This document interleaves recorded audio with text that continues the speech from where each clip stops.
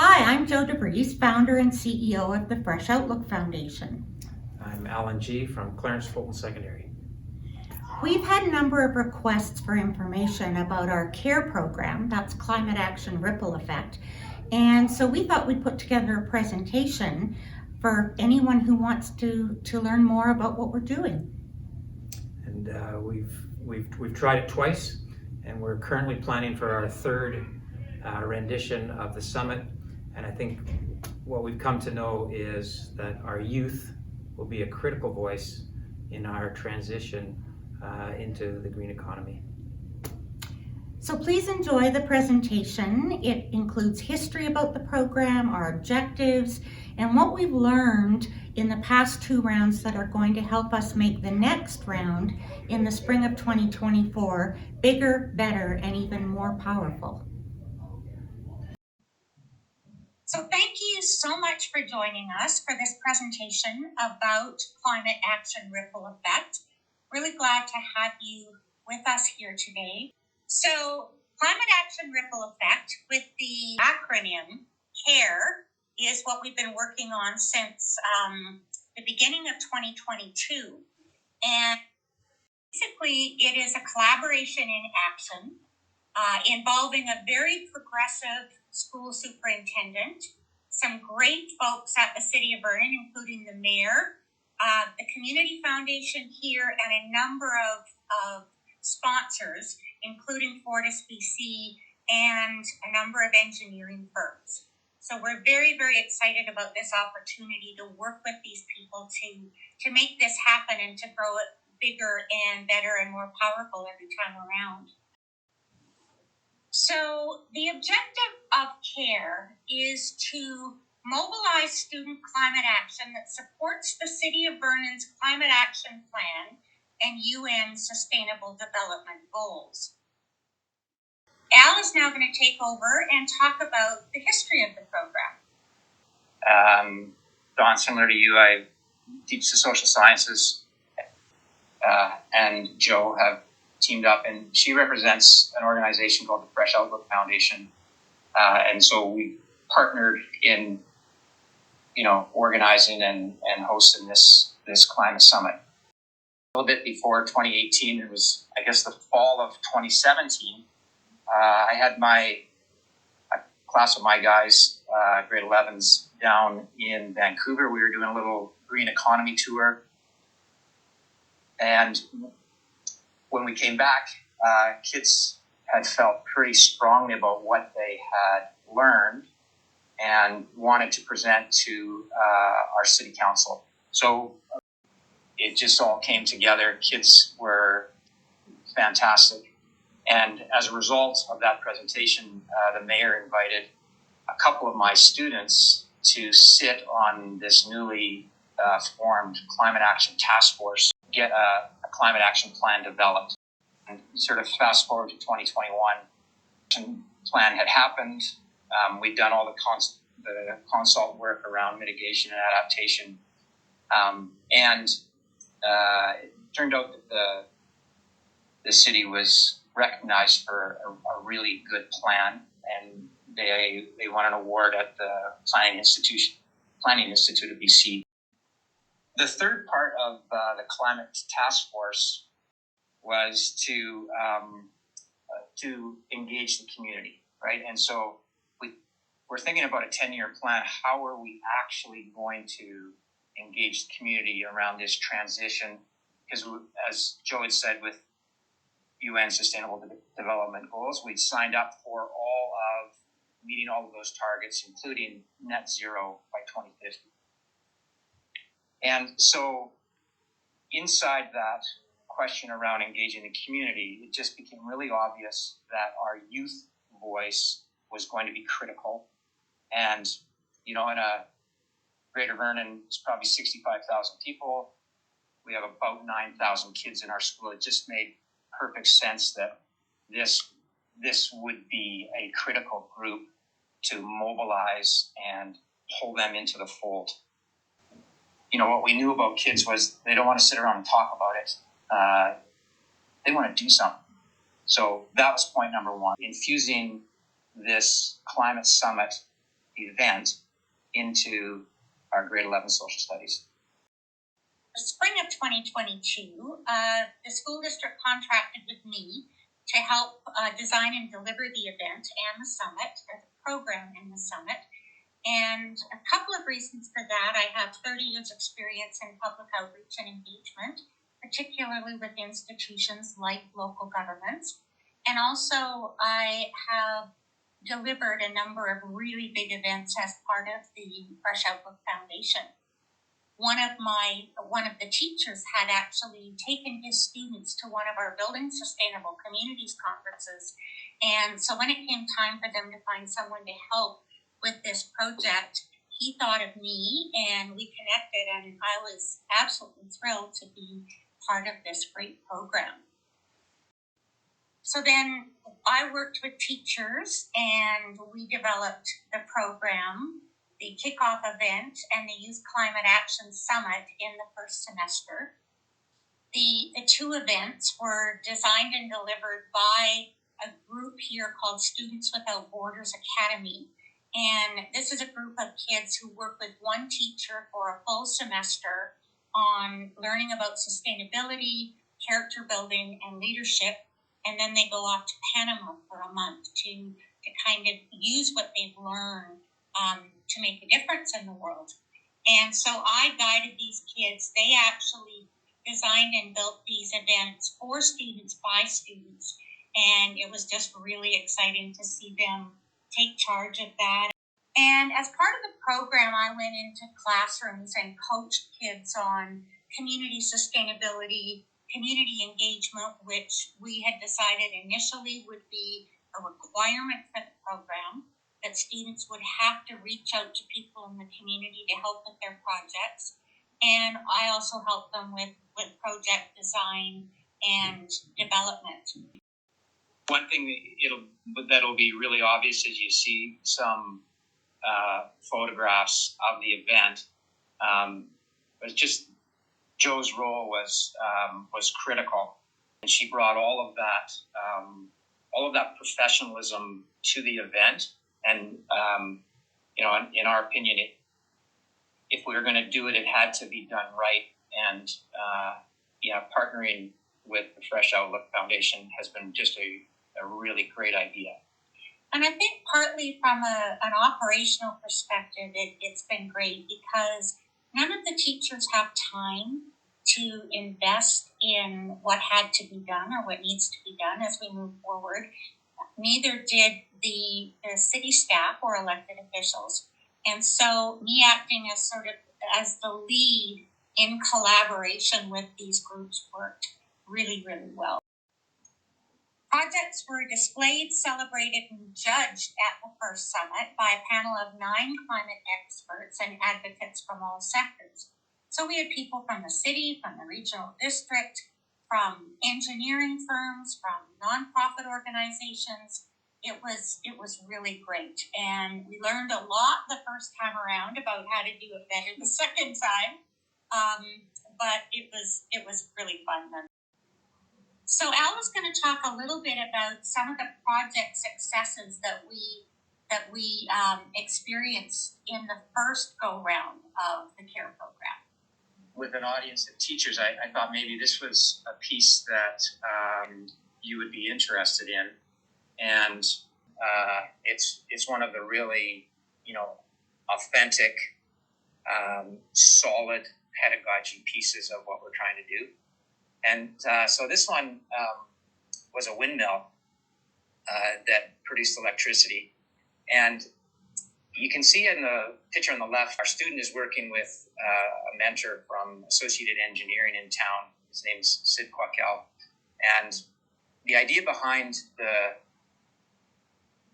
windmill started with an electric motor out of the wheel of a hoverboard that they bought on Kijiji, just a secondhand hoverboard. And then with Sid and an AutoCAD program, they designed that orange faceplate that you see as a way to connect the tines to the electric motor. By iteration number 3, that was a 3D printer that was turning that out. We had another group that built a beehive, and that picture up in the top left corner, they're out in the field working with their mentor, a guy named Keith Ray from the North Okanagan Beekeepers Association. Built the hive, colonized it, which was such a cool event. Keith brought a queen in and just waited for the workers to follow. And then that was happening in April.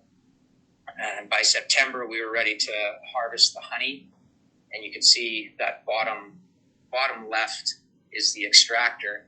And we brought in a grade 8 science class to extract the honey. And probably pulled 60, 70 pounds of honey out of that hive. It's being used in our school cafeteria program now. So it created this opportunity to think about closed loop production and having kids work towards closing that loop and eating local. Two more really quickly I'll tell you about. One on the left is a group called Groovy Garden, and they built a garden in a suitcase. And the suitcase was on wheels, and the idea was that it was portable, and that they would go. We have one section of town where we have a number of seniors' apartment residences, and their idea was so pure because what they said was, we have to find a way to pull our seniors and that demographic into the relationship and the fold of this transition. It can't just be, and I think their line was, it can't just be the rich guys with their Teslas who get to participate in the climate transition or the energy transition. And so their idea was to bring food, lettuce and herbs to grow in these apartments, and and really the lesson was in between the lines of, hey, let's make relationships with all those good folks. The one on the right, again, was one of my favorites, and it was a vertical garden, but the frame, that was an old whiteboard, an old broken whiteboard that we had in our school. And so the kids took it down to the metal shop, and with the help of a grade 10 welding class, rebuilt it into that vertical garden that you can see growing there. And that also is portable. The photo on the left, and we'll talk about this a little bit more later, is the importance of intergenerational connection and in climate action. And this was a perfect example of that, really working well. Okay, so this is a video that we produced as a promotional and fundraising video. And the three young ladies you see in the photograph there are featured in the video, as are a couple of other projects. And also some amazing comments by the teachers and why they believe this is a really good approach.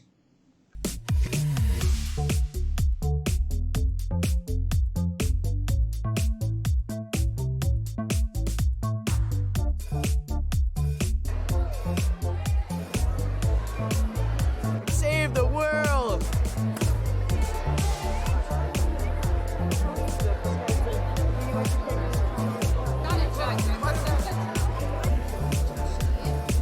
Drum roll, please. Tables, yeah, let's go. Alrighty. Group 10, the butterfly effect. Congratulations. Come get your envelope.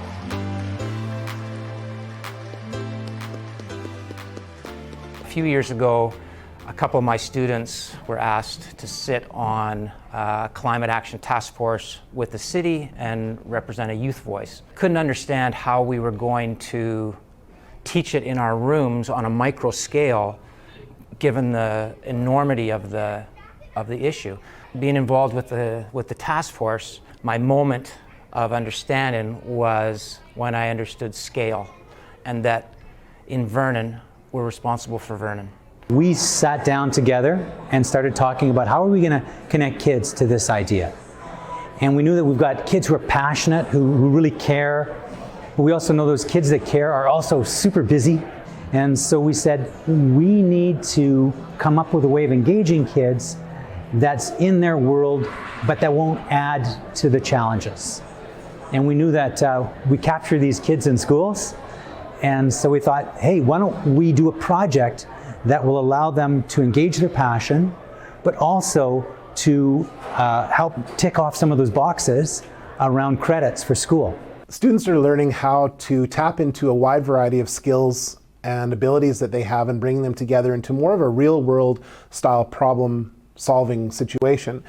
They have to draw on math skills, design and creative skills, and their English and communication skills, otherworldly knowledge of social and political realities in the community, and bring that all together into one project, which is unusual. It's really cross-curricular, truly cross-curricular. What I'm most proud of is seeing the ripple effect with us coming and teaching about mason bees, and then Miss Thompson going out of her way and teaching more about bees and their pollinating skills. And I would like to now incorporate this into something that I do with my plants and life cycle at this time of year normally with socials and science, but to now include the bees. These projects are different because they allow kids to work together collaboratively. We also have kids working with community members and local government agencies. Pulling all those pieces together into one project has been excellent for the kids. So our project today here at Polson Park is a community butterfly release ceremony. Essentially what happened is we grew over 60 butterflies with the efforts of Teach and Learn, Okanagan Science Center, and Barstow Elementary students, 4 classes. So we're releasing them today in hopes to show people the importance of butterflies and just to give a hands-on experience. We are most proud of probably the fact that we actually were able to put on an event, that it started out as just an idea, and from there it grew to be able to invite kids and the community. The fact they're developing ideas and they're actually creating opportunities, that's what I feel is one of the key benefits to this project. It is a very effective way to teach the youth about climate action. When it becomes something that's concrete, they make more connections to the learning. I certainly think that it should be part of the curriculum. And they are helping to change attitudes and behaviors around climate change. They are showing not only the community, but also their peers in the school and what can be accomplished through work in the community for our local environment. When I was first approached about the Climate Action Summit with youth, it was by 4 great teachers, and they wanted some support from the district, and SD22 Board of Education of course supports climate action 100%. Walking around today, taking a look at all the showcases, the 31 projects that were being brought to us today, it was kind of a revelation to me that, you know, students really want to make a difference. I was completely blown away. The kids were amazing. Their ideas were amazing. The breadth and depth of knowledge and the work that they put into it, the research that they put into it. I was so impressed, and I was just bursting with pride. We're looking to start so that as early as next year, November, we have another project that's ready to go with another conference. Bigger, better, stronger, more powerful.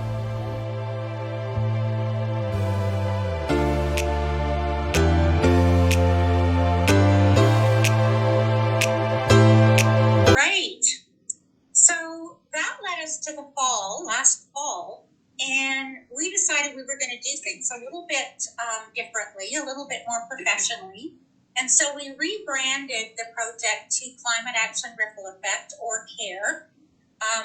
We included SWABA again, grade 10 social students this time around, grade 11 science students, and a group called Awaken Inquiry and Adventure Okanagan.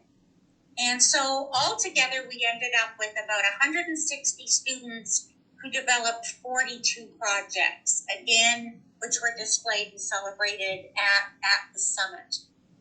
There were a couple of things we learned through the first iteration. One was that the students had trouble choosing projects that they wanted to do. Some of them did, many of them didn't, but some of them did. And also they were struggling with reaching out into the community and finding people to engage with about their projects. And so what we did is we developed a formal mentorship program, and we would have been happy with 15 mentors, but we ended up with 35 mentors from all across the spectrum of sectors and ages and cultures, and it was really quite remarkable. We also created more professional program materials. We did a website, a teacher's portal, student materials such as project workbooks, mentorship guides, that kind of thing. And we coached the students on public speaking and presentation skills. And that was really effective. And I think the caliber of the displays second time around was much better than the first time around. So as I mentioned, we had more than 160 students, 42 climate action projects, 35 mentors in 6 categories. And the reason that we introduced the categories is that we found initially the first session was more like a science fair. Yeah. And as you all know, climate action is more than just about science, and it's more than the environment. And so we felt it really important that we had to address these different areas like nature and biodiversity, agriculture and food, energy and buildings, waste reduction, active transportation, and community resilience. So in that category, things like eco-anxiety. And we found that with these categories, although the nature and biodiversity category had the most projects, there was a really good representation in the other categories as well. And it was just a much more well-rounded, diverse, integrated kind of approach. And I'm just going to talk a little bit about the CARE agenda. This is the summit agenda. So in the upper left, we have judges, which went around. Again, we had a panel of 9 climate action experts and advocates from the community. They went around, they talked with every one of the project teams. They had special scoring sheets. They met 3 times during the day to talk about the projects that they were most interested in from an award perspective. Then if you look on the bottom, we had a couple of different presentations. This fellow here was the Climate Action Implementation Coordinator from the city of Vernon. He talked about jobs related to climate action. And that was really interesting. Everything from science to policy to actually just taking climate action into your workplace, wherever that might be. And on the upper right there, we had a number of interactive sessions where the kids did trivia contests and just had a chance to engage with one another and talk about their projects. Special touches and having done so many events, this is something that I really think is important. We had upper left, we had elementary students create, it was Christmas, the summit was on December 1st. So we had 4 big Christmas trees covered with LED lights donated by Fortis BC. And then we had the elementary school students build or create crafts that were Christmas tree ornaments, recyclable ornaments, either made out of dough or ones that were made out of recyclable or recycled materials. Bottom left, we had a couple of elementary school classes developed projects where they built things out of recycled materials. And other special touches were the way, for example, we invited elementary schools from around the district to attend the summit. The bottom right, the food at the summit was actually catered by the Fulton food class, and they made everything from scratch, local produce and products wherever possible. They served the food. It was really quite remarkable. The other 3 are just ways that we recognize our sponsors, because we appreciate that without their financial support, there's no way we could have done what we did. just wanted to talk briefly about these CARE winners, and now feel free to jump in whenever you like. The left hand photograph were the overall winners, and these were called Passion for Fashion. They worked with a mentor who is a solid waste engineer, and they decided they wanted to make reusable bags out of fabrics that they would retrieve from going to the landfill. And so they worked with Value Village. The actual mentor taught them how to sew, and they created these bags, which they sell. And the proceeds from the bags are used to support a program in the district that provides dresses and tuxedos for seniors graduating who can't afford those for themselves. And so they are doing ongoing work to develop this project into a bigger and more profitable venture that they can continue to contribute back to the community. You know, we're looking for these tipping points, right? So at what point do we sort of cross over from an event and these great projects and the skills that the kids are learning to the community, sort of a bigger ripple through the community? So just a few more of the winners that I'd like to highlight because their stories are so cool. Upper left, Care Botanicals. These three women worked with a mentor from the North Okanagan Naturalist Club. They identified and harvested 3 different invasive species. They made them into salves, into teas, which they packaged and actually presented at the summit. And it was just so well received. They won the Nature and Biodiversity category, and they won the Students' Choice Award. Just a great story. Below that, we have this group of students who wanted to, and this again, overcoming challenges. They wanted to learn about the link between mushrooms and composting. And they tried so hard to find a mentor, they couldn't. They finally found someone, again, from the North Okanagan Naturalist Club to help them. And they built this display, learned about these mushrooms, and I have seen them, and I'm gobsmacked by how they understand the science of this. The little fellow on the right is in grade 7, and the rest of them are not even in grade 10 yet. And so I was just overwhelmed by how cool it was and how passionate they are. They actually were invited to give a presentation at the North Okanagan Naturalist Club meeting a few months back, and they answered every single question with ease, understanding the science, speaking articulately. It was just amazing.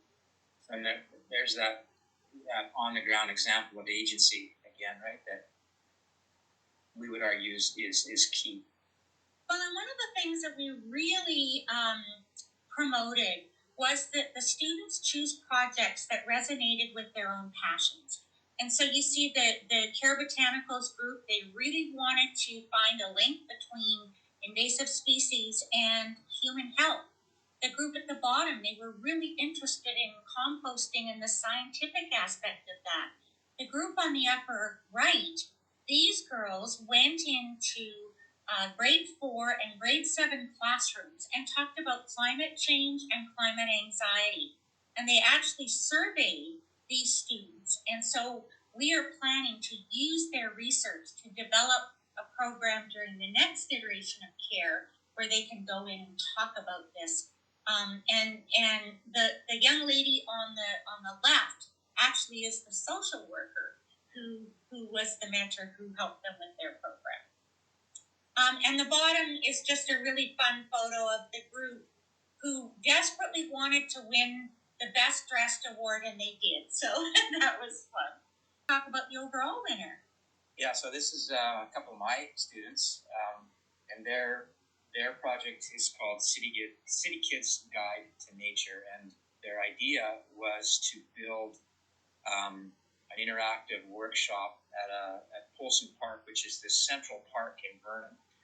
And through the spring this year, they will bring elementary school students classes down from various schools, and they've designed a scavenger hunt that has them using this really cool phone app called Seek that identifies different flora and fauna. They have water quality testing that they'll do, and of course the sort of that base idea is with young kids, if we can bring them into nature and have them love nature, they will protect it from the natural society. And there was just one line in there that really stuck out to me, and what they said was, "Thank you. You give us hope." Right? And I was like, okay, we can't underestimate the power of kids on that front. What is the ripple effect? And we're going to go through this very, very quickly. When we coined the phrase climate action ripple effect, it was because that was a phrase that I had heard over and over and over during the first round of the Climate Action Program and Summit. So within each student, as I mentioned earlier, from the beginning to the end of the process, you see such a huge growth in personal development and communication skills. And you're going to talk a little bit more about that, Al. But the ripple effect within each student is really quite remarkable. The ripple effect with other students. So this is, again, these young ladies going in and teaching students about mason bees and building mason bees, that bee houses that they then took back home and worked with their parents to put up. And so they taught their parents about mason bees as well. Again, the ripple effect into family, friends, peers, that kind of thing. And with the community. And we love this photograph because this is an example of 3 grade 7 students who worked with the fellow on the right. He is a former principal and teacher, and he belongs to the men's shed in Vernon. And they have this huge, beautiful shop where they build things and visit with one another. And it's a very rapidly growing movement. And he agreed to work with these young students to build this water heater. The solar panel that you see in the foreground was donated by a solar company in Vernon. And so this is just a perfect example of what that mentorship, what that intergenerational contribution makes to the whole thing. As I mentioned earlier, I've been doing this work for 30 years. And when I started doing it, everything was done in silos. Governments, businesses, academia, nonprofits, all doing their own things without communicating and collaborating with each other. What we've learned over the years is that not only is true community communication and collaboration the right thing to do, it's also the best approach because it gives you the best ideas. So, skills learned. I'm just going to talk about SWABA, Students Without Borders Academy. This was the class that actually helped me design and manage the 2 big events. They took on sponsorship, budgeting, they learned public speaking because they emceed the events, took care of serving the snacks and set up and take down and thank you cards to all the speakers and the sponsors and the judges. And so that was a really great learning opportunity for them as to how to do that in a professional way. And honestly, I feel like we've spoken to these skills that kids are picking up. And I guess the 2 quick bits I'll add to that is, number one, in my experience, when I get kids out of the classroom and provide them these experiential opportunities, that this becomes the first piece of authentic inquiry-based learning. And that definitely happened. And the second idea around project design that is a future idea for us is we've been looking at partnering with the entrepreneurship program at Okanagan College.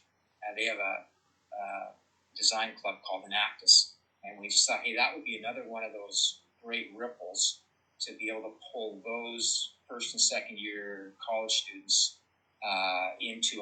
with our teams and have them help them with design.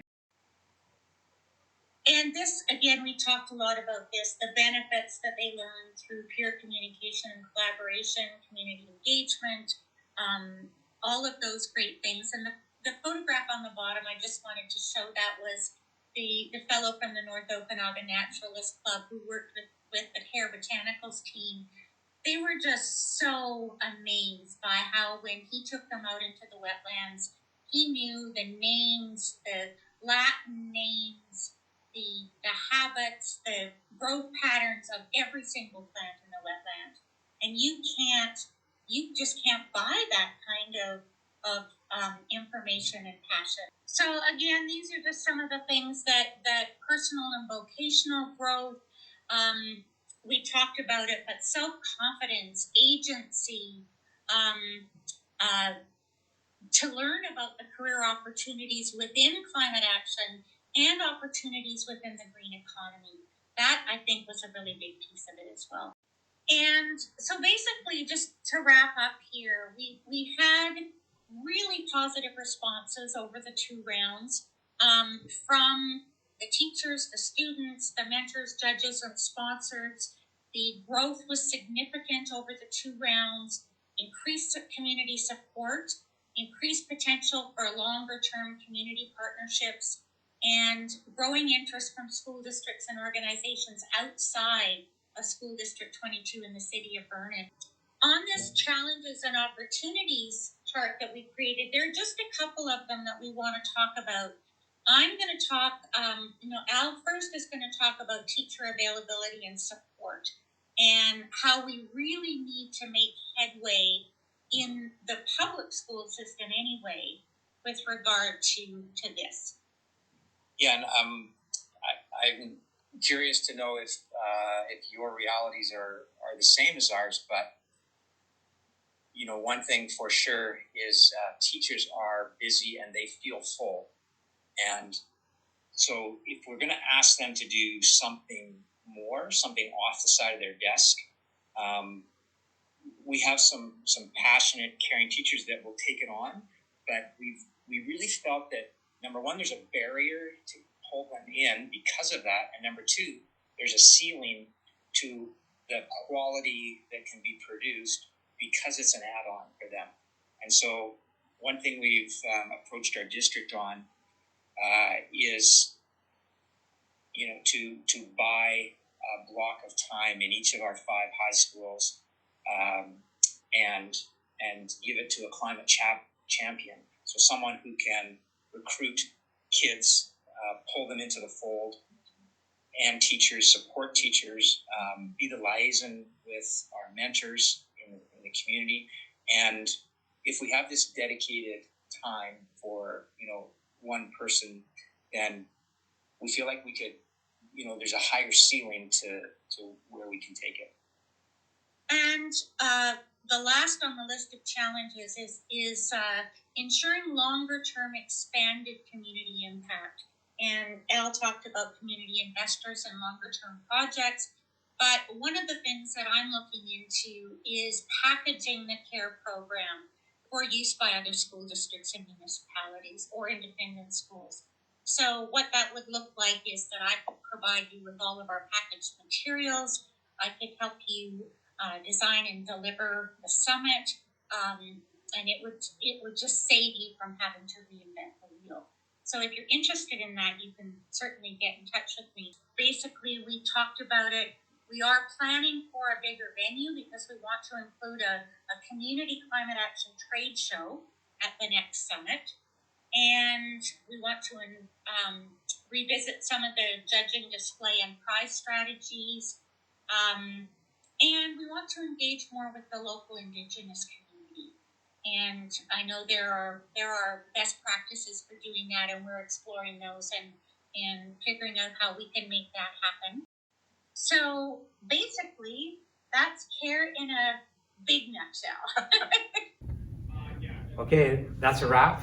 We'd like to thank you for participating. We hope you found it useful. And if you'd like more information about how you too could use CARE in your school district or your municipality, please contact me, Jo DeVries, jo@freshoutlookfoundation.org. Thank you.